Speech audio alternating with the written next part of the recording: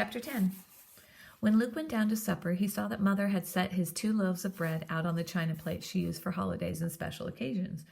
She was showing off the bread the way she used to tape up the crooked drawings Matthew and Mark brought home from school when they were little. But something had gone wrong. Maybe Luke hadn't used enough yeast, or he kneaded the dough too much or too little, and the loaves had turned out flat. They looked lopsided and pathetic in the center of the table. Luke wished Mother had just thrown them away. "It's cold out now. Nobody'd notice if you pulled the shades. Why can't I sit at the table with all of you?" he asked when he reached the bottom of the stairs. "Oh, Luke," Mother started. "Someone might see your shadow through the shade," Dad said. "They wouldn't know it was mine," Luke said. "But there'd be 5. Someone might get suspicious." Mother said patiently, "Luke, we're just trying to protect you. How about a big slice of your bread? There's cold beef and canned beans, too." Resignedly, Luke sat down on the stairs.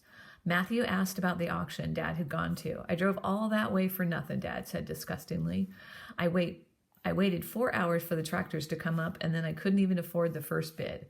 "At least you got home in time to fix that back fence before dark," Mother said, cutting the bread. "And yell at me?" Luke thought bitterly. What was wrong with him? Nothing had changed, except that he'd seen a face that maybe belonged to someone like him. Matthew and Mark suddenly noticed the bread Mother was doling out. "What's wrong with that?" Mark asked. "I'm sure it will taste fine," Mother said. "It's Luke's first try." Luke muttered, "And my last," too softly for anyone to hear. There were advantages to sitting on the other side of the room from everyone else. "Luke made bread?" Mark said incredulously. "Yuck." "Yeah, and I put special poison in one of the loaves that only affects 14-year-olds, Luke said. He pantomimed death, clutching his hands around his neck, letting his tongue hang out of his mouth and lolling his head to one side. "If you're nice to me, I'll tell you which loaf is safe." That shut Mark up, but earned Luke a frown from Mother. Luke felt strange about the joke. Anyway, of course, he'd never poison anyone, but if something happened to Matthew or Mark, would Luke have to hide anymore? Would he become the public second son, free to go to town and to school and everywhere else that Matthew and Mark went? Could his parents find some way to explain a new child already, 12 years old? It wasn't something Luke could ask. He felt guilty just thinking about it.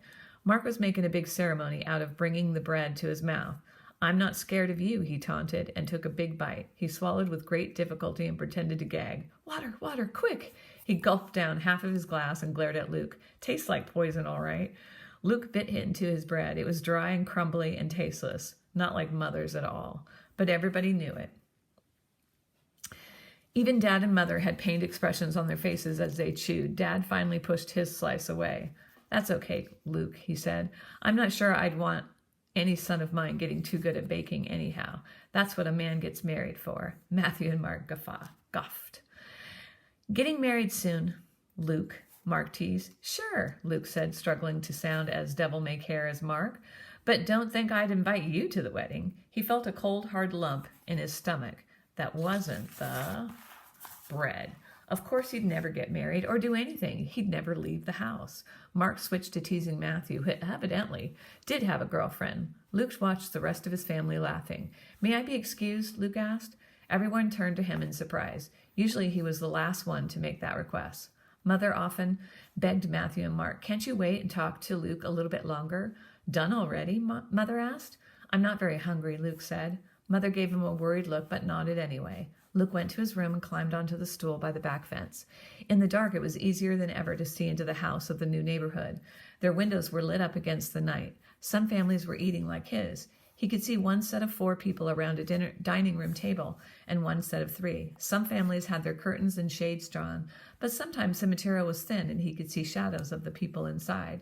Only the Sports family had all their windows totally blocked, covered by heavy blinds.